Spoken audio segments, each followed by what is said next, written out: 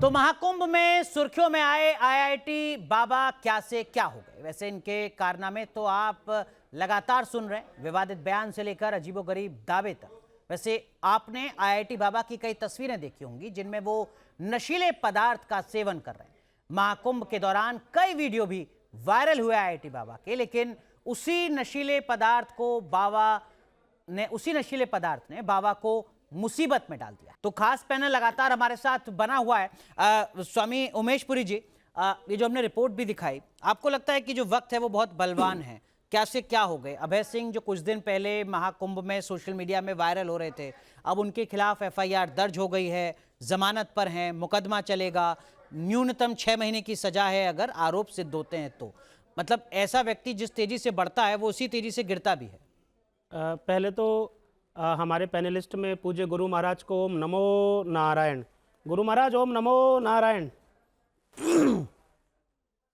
नमो नारायण जी, नमो नारायण, नमो नारायण।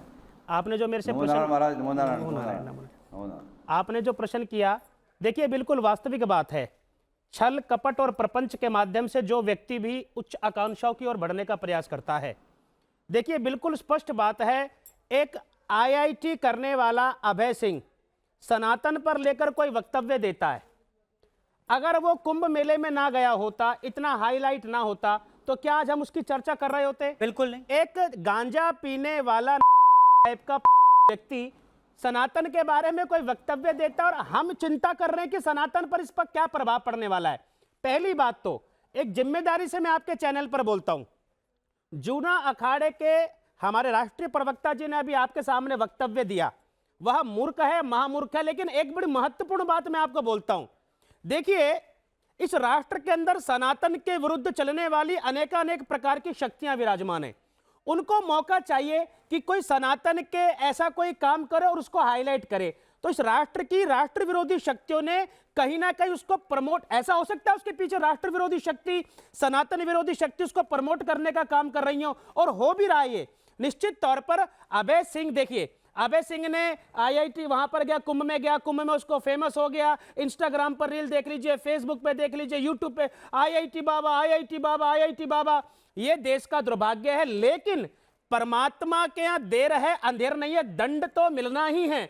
जिस प्रकार से वह प्रसिद्धि प्राप्त कर रहा था, मनगढ़ंत सिद्धि प्राप्त कर रहा था, उसी प्रकार से वह गांजे के साथ अरेस्ट होता है, उसके खिलाफ केस होता है, और निश्चित तौर पर भारत की सरकार को, उस राज्य की सरकार को उसके विरुद्ध संज्ञान लेते हुए कि जो ड्रग्स भारत में प्रतिबंधित है वह सेवन कर रहा है, प्रतिबंध लगे, सजा मिले। और मैं इतना कहूंगा आपके चैनल के माध्यम से, वह एक मनुष्य है, उसकी बुद्धि दाएं बाएं हो गई है, निश्चित तौर पर इलाज की आवश्यकता है, एक उसको लंबे समय का ट्रीटमेंट मिले, उसका इलाज हो, और उसको एक एक एक, एक पैनल के अंदर रखा जाए कि उसकी बुद्धि क्या हो क्या गया है। ये बात जो बात डॉक्टर कक्कड़ कह रहे थे। लेकिन महेंद्र नारायण गिरी जी, अभय सिंह तो कह रहा है कि देखो सत्य को परेशान किया जा रहा है, मैं सनातन का सत्य सामने ला रहा हूं, मैं कल्कि का अवतार बता रहा हूं दुनिया को, धर्म के बारे में, सनातन के बारे में, तो मुझे इस तरीके से परेशान किया जा रहा है। जो बाकी संत समाज है वो जलता है क्या अभय सिंह से?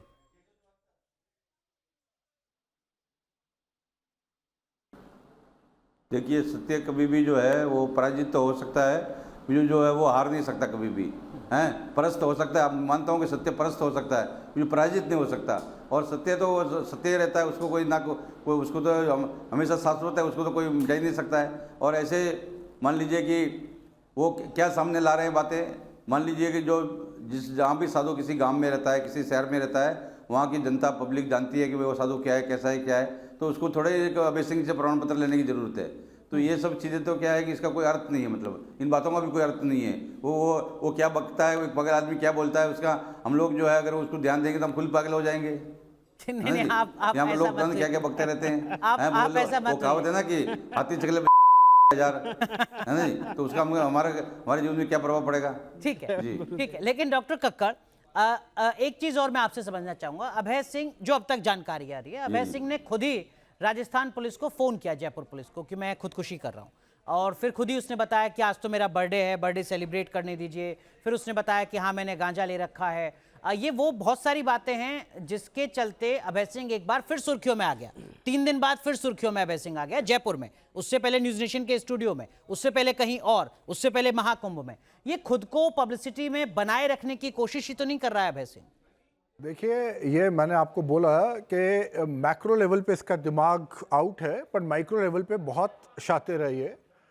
इसने कल, अगर इसने एक रिलीज जो अपना वीडियो करा, इसने 3 वर्ड्स का यूज़ करा और न्यूज़ नेशन का नाम लेते हुए इसने कहा कि मुझे पता था न्यूज़ नेशन में क्या क्या करना है। इसने कहा मुझे पता था, मैं प्रिपेयर्ड होके आया था कि काम कब होना है, एग्रेशन कब दिखाना है, पॉजिटिविटी कब दिखानी है। और वहीं पे इसके, और ये कल एक और वहाँ पे, और इसका देखिए मूड स्विंग्स कितने हैं। एक, जब ये पुलिस इसके यहाँ थी तो इसने एक और वीडियो बनाया जहाँ पे बिल्कुल डिप्रेस हो गया है, जहाँ पे अपने फॉलोअर्स को गालियाँ निकाल रहा है, जहाँ पे कह रहा है कि मेरे पैसे खत्म हो गए हैं, अब मैं कहाँ जाऊँगा, तुम तो बस ऐसे ऐसे अपने फॉलोअर्स को ओपनली गालियाँ निकाल रहा है। तो इस तरह का आदमी जिसको खुद नहीं पता पर इसको ये मालूम है, और ये आप लोग को नहीं छोड़ेगा। छोड़ेगा का मतलब है इसको पता है कि मुझे अटेंशन कैसे हासिल करनी है। अगर आप इसने जो कल वीडियो रिलीज करा है, शायद इसने उसी इंटेंशन से भी करा हो। जब इसके यहाँ पे पुलिस बुलाई गई इसकी सिस्टर ने, तो ये वो वाली रिकॉर्डिंग जो कर रहा था, जो पुलिस ने से बोला कि भाई तुम रिकॉर्डिंग क्यों कर रहे हो, तो इसने कहा मुझे मालूम था ये पुलिस वाले ऐसे करेंगे, इसीलिए मैंने करा। तो मेरा कहने का मतलब है जो इसका मैक्रो लेवल पे ये डिल्यूजनल है, ये हेलुसिनेटेड है, इसको साइकोटिक लेकिन इशू है, बट माइक्रो लेवल पे क्या ऐसा हो सकता है कि एक व्यक्ति एक ही वक्त में मूर्ख भी है, जैसा हमारे पैनलिस्ट कह रहे हैं, और वो इतना शातिर भी है कि उसको पता है कि मुझे कैसे लाइमलाइट में रहना? आप देखिए, इसको आप थोड़ा समझना पड़ेगा। मैंने उस दिन भी आप लोग को बताया था, ये कल्ट होता है, और ये कल्ट आपके यहाँ पे बहुत, मैं किसी गुरु का नाम नहीं ले रहा, गुरु का मतलब सनातन से नहीं, बट कोई और रिलीजन से जिन्होंने इस तरह के कल्ट बनाए हैं। अगर आप कभी गूगल करेंगे तो 1987-88 में साउथ कोरिया में 32 लोगों ने अपनी ऐसे जान दे दी थी किसी के कहने पे। तो ये जो मास सुसाइड होता है, ये क्यों होता है? क्योंकि जब आदमी अपने आप को, तो इसको हम लोग साइकोलॉजी में कहते हैं शेयर्ड साइकोसिस, कि एक आदमी इतना हाई हो जाता है जो जिसने अपनी एक नई दुनिया सो कॉल्ड बना ली है, और उसके पीछे पीछे, और वो इतना शातिर भी साथ में होता है कि वो लोगों को अपने पास, अब देखिए क्या कर रहा है, ये जितना अपने फॉलोअर्स को धक्का दे रहा है। इसने एक चैनल पे मेरे साथ डिबेट करते हुए ये बोला कि 4 वेद तो है, 5वां वेद मैं लिखूंगा। ये भी आप इसकी देखिएगा। तो ये आदमी जो अपने आप को कल्कि नहीं कहता, ये तो कह रहे मैं 5वां वेद लिखने वाला हूं। ये सब इसके अट्रैक्ट करने के चीजें के तरीके हैं। अगर कोई पब्लिसिटी पाने के लिए ये सब कुछ बोल रहा है, जिसको उलूल जुलूल कहा जा रहा है, तो भी तो ये सामान्य बात नहीं है, क्योंकि वो यतीमा के बारे में नहीं बोल रहा है, वो डॉक्टर कक्कड़ के बारे में नहीं बोल रहा है, वो अनुराग दीक्षित के बारे में नहीं बोल रहा है, वो सनातन धर्म के बारे में बोल रहा है। वो अपनी पब्लिसिटी पाने का जो आधार बना रहा है, वो सनातन को बना रहा है, लोगों की, करोड़ों लोगों की आस्था को बना रहा है। देखिए, वो डॉक्टर साहब जो कह रहे हैं ना, कल्ट बना रहा है। आपको दिल्ली का एक इंसिडेंस याद होगा, जब 11 लोगों ने सुसाइड कर लिया था, 11 या 14 लोग थे परिवार के। उसमें एक व्यक्ति इस तरीके से प्रिटेंड करता था कि मैं ही भगवान हूँ, या मेरा अपने पिताजी की आत्मा से कन्वर्सेशन होता है, और पिताजी ऐसा कह रहे हैं तो आप ऐसा कीजिए, आपको ये करना पड़ेगा, तभी हमें मोक्ष की प्राप्ति होगी। और उसका परिणाम ये निकला कि 11 लोगों ने सुसाइड कर लिया। ये जो व्यक्ति है, ये सनातन को, पूरे सनातन को टारगेट करके ये युवाओं को दिग्भ्रमित करने का कार्य कर रहा है कि अगर आप सनातन में आओगे तो आप कितने लोगों के ब्रेकअप होते हैं, कितने लोग इस ब्रेकअप वाले, जो इसने सबसे पहले कहा कि मेरी प्रेमिका से ब्रेकअप हो गया, उसके बाद मुझे शिव ही दिखाई देने लगे, मैं सनातन की तरफ प्रवर्ट आगे आ गया। तो मुझे लगता है कि जो ये कर रहा है, ये उन लोगों को अट्रैक्ट करने की कोशिश कर रहा है, और ये एक तरीके का उनके दिमाग को बांध के कोई बहुत बड़ा षड्यंत्र। लेकिन जो मेरा बुनियादी सवाल है उमेश पुरी जी, जो मेरा बुनियादी सवाल है वो ये कि आधार कोई सनातन को कैसे बना सकता है? क्या किसी दूसरे धर्म को कोई व्यक्ति अपना आधार बना सकता है पब्लिसिटी हासिल करने के लिए? ये सनातन की ही खूबसूरती है कि सनातन में रहकर ही सनातन के विरुद्ध बोलने का एक ये प्रचलन है भारत के अंदर है। ये सनातन इतना वास्ट है कि सबको समाहित करता है। माफ कीजिए लेकिन अगर ये आप इसको खूबसूरती मानते हैं, मैं भी मानता हूं, लेकिन हो सकता है कि एक तबका इस देश का हो जो इसको लाचारी मान रहा हो, जो कह रहा हो कि देखो कोई व्यक्ति कुछ भी खड़ा होकर कह जा रहा है और कोई एक्शन नहीं लिया जा रहा है। देखिए, मैं बताता हूं, अगर अभी भी उस व्यक्ति के खिलाफ जो एफआईआर हुई है वो गांजे की हुई है, सनातन के खिलाफ जो उसने दावे किए उनको लेकर कुछ नहीं हुआ। देखिए, पानी में पानी मिले और कीच में कीच, और ज्ञानी में ज्ञानी मिले और नीच में नीच। इस देश के अंदर अभय सिंह जैसे अनेक अनेक हजारों लोग होंगे, वो जितने मूर्ख थे मूर्ख को फॉलो कर रहे हैं। हम इसमें क्या कर सकते हैं भाई? अब मूर्ख को फॉलो करने वाले मूर्ख ही तो होंगे और ज्ञानी को फॉलो करने ज्ञानी होंगे। लेकिन अभय सिंह की जो वर्तमान परिस्थिति है वह राष्ट्र के अनुकूल भी नहीं है, उसके अनुकूल भी नहीं है और युवा पीढ़ी के लिए अनुकूल भी नहीं है। निश्चित तौर पर इस प्रकार का दंभ भरने वाले व्यक्तियों का अस्तित्व शून्य जल्दी होता है। और देखिए, ये जितनी ऊंचाई से कुंभ की ओर प्रवेश कर रहा था, अब वो उतने ही नीचे और गिरने लग रहा है जैसे ही गांजा। आज की युवा पीढ़ी के हाथ में क्या गांजा होना चाहिए क्या? आज की युवा पीढ़ी गांजा पीने के बाद पुलिस को फोन करके बोलेगी कि मैं सुसाइड कर रहा हूं क्या? क्या ये एक मानसिक संतुलन जिस व्यक्ति का ठीक होगा वो करेगा क्या? ये चैनल प्रमाणित कर रहा है, हम प्रमाण दे रहे हैं। मूर्ख है, महामूर्ख है और मूर्खों का राजा है ये, और कुछ भी नहीं है ये मूर्खों का राजा है। यतिमा, आप कुछ कहना चाह रही थी? देखिए, मैं ये कहना चाहती हूँ कि सनातन को अपने पैरामीटर्स तय करने होंगे, क्योंकि कोई भी उठकर सनातन को बदनाम करने चला आता है। ऐसे अनेक मामले सनातन में सामने आए जब सनातन ने इस्लाम की कुरीतियों पर उंगली उठाई और उसके बाद उनका हश्र क्या हुआ हम लोगों ने देखा है। ठीक है। तो मुझे लगता है कि ऐसे ये कठोर दंड का पात्र है, इसको सनातन का उपहास बनाने नहीं दिया जाता, ये दिया जा सकता। ये माँ पार्वती ढूंढ रहा है अपने लिए, मतलब जिनको हम माँ के रूप में आराधना करते हैं उनसे ये विवाह करने के लिए ये कह रहा है कि मैं उनसे विवाह करूंगा। ये कह रहा है कि मैं कल्कि हूँ, मैं 5वां वेद लिख रहा हूँ। ये कह रहा है कि मैं कल्कि वर्ल्ड बना रहा हूँ जिसमें मैं ही भगवान हूँ और मेरी ही इच्छा से आप मुझसे प्रश्न कर सकते हैं। ये कह रहा है कि मेरी भगवान शिव से डायरेक्ट बात होती है। ये कह रहा है कि जब मैं अपने असली रूप में आऊंगा तो सुदर्शन चक्र घुमा दूंगा। नहीं, उससे बड़ी बात वो डॉक्टर कक्कड़ बच के आए सुदर्शन चक्र। हाँ बिल्कुल, मैंने तो वापस घुमा दिया था उस पे। जी यतिमा, तो कहता मैं तोड़ फोड़ कर उससे दूंगा। आगे की बात वो कह रहा है कि कल की वर्ल्ड बनाऊंगा। तो मुझे लगता है कि इस तरीके के ऐसी इजाजत नहीं दी जा सकती। ऐसी इजाजत नहीं। आचार्य जी, आप कुछ कह रहे हैं? उमेश, देखिए, बहुत सरल सी बात है। आप भी इधर हैं, हम 4 पैनलिस्ट हैं, गुरु महाराज भी वहां बैठे हुए हैं। हाँ। हम सब में विवेक है। जिस व्यक्ति का विवेक शून्य हो जाता है, और देखिए जिस व्यक्ति का विवेक शून्य हो जाता है उसको समाज में, देखिए जैसे हम कहते हैं ना कि 4 पैरों का जानवर, विवेकहीन व्यक्ति का समाज में अस्तित्व क्या रहता है? कोई अस्तित्व नहीं रहता। हमने रावण का कालखंड देखा, हमने कंस का कालखंड देखा। इस देश पर अनाचार अत्याचार करने वाली बड़ी शक्तियां जिन्होंने सनातन को समाप्त करने का काम किया। सनातन दाएं से बाएं नहीं हुआ, सनातन बड़ी प्रगाढ़ता के साथ बढ़ा। और महाकुंभ में सनातन ने जो अपना भव्य विराट स्वरूप पूरे विश्व को दिखाया है, वह ये अद्वितीय हम लोगों के लिए। तो विवेकहीन व्यक्तियों के इस प्रकार के वक्तव्य से सनातन पर कोई दिक्कत नहीं आने वाली। लेकिन स्वामी जी नहीं, देखिए, महाराज जी, मैं सारे जो तर्क और कुतर्क हैं वो इसलिए साझा कर रहा हूं कि जो दर्शक हैं उनकी स्थिति स्पष्ट हो सके। एक तबका ऐसा भी हो सकता है जिसके जहन में ये सवाल आए कि इस देश में गांजा का इस्तेमाल करने वाला इकलौता अभय सिंह तो नहीं है, फिर अभय सिंह पर ही निशाना क्यों? क्या बाकी जो संत समाज है वो जलता है, वो डरता है अभय सिंह की प्रसिद्धि से? उसको लगता है कि देखो ये आने वाले वक्त में कल्कि का अवतार है, इनको रोक दो। देखिए, अगर भाई जहां तक संत समाज पर प्रश्न चिन्ह खड़ा किया, हमारे राष्ट्रीय प्रवक्ता जी ने अभी वक्तव्य दिया, हम उसका समर्थन करते हैं साथ में। लेकिन कोई, मैं गांजा पीता हूं मान लीजिए, तो मैं पुलिस को फोन करूंगा क्या? भाई गांजा अगर कोई पी रहा तो पुलिस को फोन कर बोलेगा कि मैं मरने वाला हूं, उसके हाथ में गांजा आ गया। तो इसकी स्थिति में और उस स्थिति में तो अंतर होना चाहिए। ये तो गांजा पीकर बोलता है और पुलिस को फोन करता है मैं मरने वाला हूं, और इसके पास से गांजा प्राप्त होता है। तो ये कोई बात नहीं होगी। साधु संत, कौन सा साधु संत है भाई जिसने गांजा पिया अगर पुलिस को फोन करके बोला होगा कि मैं गांजा पीने वाला हूं? यही अंतर है एक संत में और एक दैत्य में, यही अंतर है भैया। ठीक है। साधु संतों पर आरोप प्रत्यारोप करना इस कलयुग के अंदर एक सिंपल सी पहचान बन गई है अपनी आइडेंटिटी को बनाने के लिए। मैं साधु संतों पर आरोप लगाऊंगा, सनातन पर आरोप लगाऊंगा, सनातन विरोधी होंगे, मुझे उठाने का प्रयास करेंगे, मुझे फेमस हो जाएगा। और ये बंदा इतना काल चक्र कूटनीति का महा यज्ञ, वो कहते हैं ना बड़ा माइंडेड आदमी है, इसको पता है कि मेरे को अपनी आइडेंटिटी कैसे बनानी है, उसमें चल रहा है वो। ठीक है, लेकिन महंत नारायण गिरी जी, वही जो एक बुनियादी सवाल है जो लगातार न्यूज नेशन उठा रहा है, कोई भी व्यक्ति भगवा धारण करके जो नशे का इस्तेमाल करता है, जो नशेड़ी है, जिसको मानसिक तौर पर इलाज की जरूरत है, जैसा डॉक्टर कक्कड़ बता रहे हैं, वो खड़ा हो जाए और सनातन पर सवाल खड़ा करने लगे, आप जैसे साधु संतों की जो क्रेडिबिलिटी है, विश्वसनीयता है, उस पर सवाल खड़ा करने लगे, इसकी अनुमति तो नहीं दी जा सकती ना मैन जी?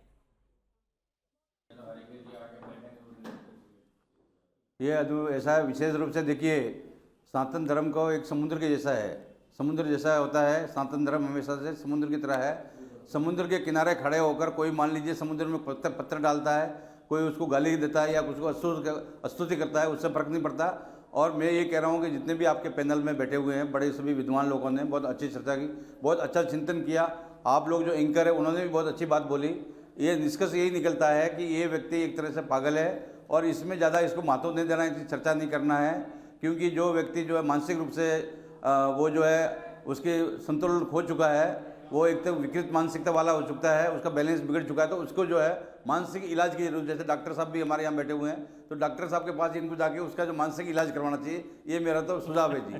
ठीक है, लेकिन जो बुनियादी बात थी, आप कह रहे हैं कि सनातन में कोई भी पत्थर फेंके कोई फर्क नहीं पड़ता, लेकिन अलग अलग विश्लेषण है महंत जी। लोग कहते हैं कि पिछले कई सौ सालों का अगर इतिहास आप देखोगे तो ऐसे कुतर्क करने वाले लोगों ने सनातन को नुकसान पहुंचाया है। दुनिया का जो सबसे प्राचीन धर्म है उसका दायरा कहां तक सीमित रह गया है, उसकी जब चर्चा होती है तो उसके पीछे ऐसे ही अधर्मी और कुतर्कों की जिक्र होता है। जिसको मानता नहीं है, जो सरकार भी मानता नहीं देती है, और बहुत से प्रकार के लोग हैं अपने घर में शराब भी बैठ के पीते हैं, वो पिए हुए उनको कोई मना भी नहीं करता है कानूनी रूप से जो है। परंतु ऐसा होता है कि देखिए कि कुछ मर्यादा है, कुछ समाज की कुछ ठीक है अनुशासन है, लेकिन उसके अनुसार सभी को चलना भी पड़ता है और चलना भी है। उदारता दिखाते हुए बहुत ही सामान्य तरीके से चीजों को ले सकते हैं कि सनातन तो समंदर है, कोई दो चार पत्थर फेंकेगा कोई फर्क नहीं पड़ेगा, क्योंकि इतिहास ये बताता है, अतीत ये बताता है कि सनातन को फर्क पड़ा है। नहीं, देखिए गुरु महाराज का अपना कहना ठीक है, हम लोगों पर कोई फर्क नहीं पड़ेगा, लेकिन समाज पे इसका फर्क पड़ेगा बिल्कुल निश्चित रूप से। देखिए लोग पैरवी कर रहे हैं, जब कल ये अरेस्ट हुआ तो उसके बाद लाखों लोग हमेशा लड़ते रहे, हम आगे भी लड़ते रहेंगे ऐसे। जो नहीं महाराज जी, महाराज जी हमेशा लड़ते रहेंगे, और महाराज जी डीएनए ऐसा है कि वो महाराज जी आपकी निष्ठा पे तो शाश्वत है। उसको बोला है कि महुआ से जीव लोग जीवता साधना, ये शाश्वत है, इसको कोई उसको ना कोई घटा सकता ना बढ़ा सकता, ये शाश्वत है, इसको कोई किसी तरह से मैं ये कहता हूँ फर्क नहीं पड़ता। महाराज जी आप तो निश्चित रूप से पूजनीय है, आप आदरणीय हैं, और आपने जो समाज को दिया है उससे किसी को भी कोई भी नकार नहीं सकता उसको। आपके चरणों में बारंबार वंदन है, लेकिन अभय सिंह जो कर रहा है, उसने जिस तरीके से गांजे को प्रमोट किया है महाराज जी, उसका फर्क साधु संतों पे नहीं पड़ेगा। गांजे को, नशेखोरी को धर्म से जोड़ा है, सनातन से, साधु संतों से जोड़ा है।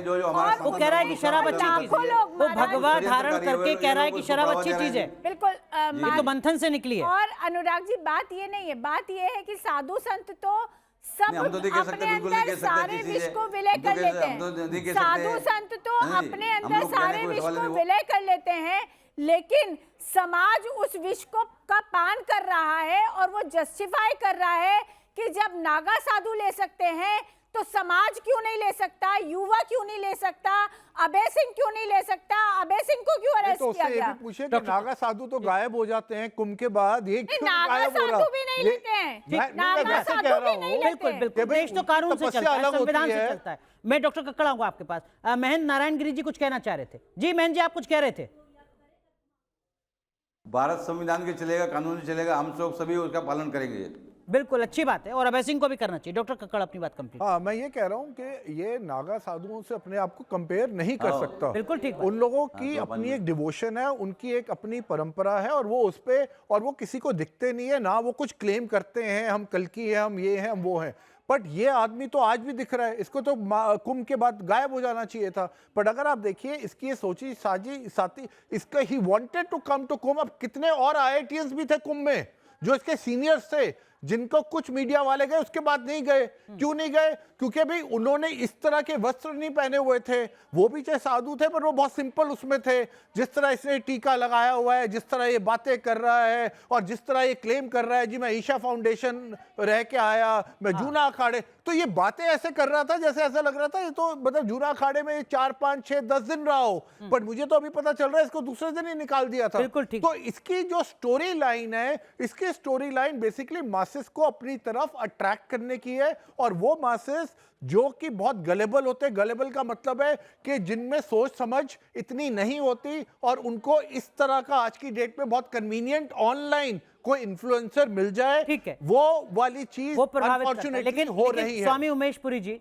आप तो धर्मगुरु हैं, सनातन के भाव को, सम्मान को, आस्था को बनाए रखने के लिए एक वो तबका जो बहुत छोटा होगा अभी, जो अभय सिंह को अपना रोल मॉडल मानने लगा है, उसको आप क्या बताएंगे? कैसे अलग है अभय सिंह सनातन की परंपराओं से? देखिए, आपने बहुत सुंदर प्रश्न किया है और आज के युवाओं की आवश्यकता भी है। इस प्रश्न का उत्तर तो यह बनता है कि सनातन को आप समझना चाहते हैं। देखिए, भारत संपूर्ण विश्व ही सनातन है। पहली बात तो हम संपूर्ण विश्व को सनातन का स्वरूप मानते हैं।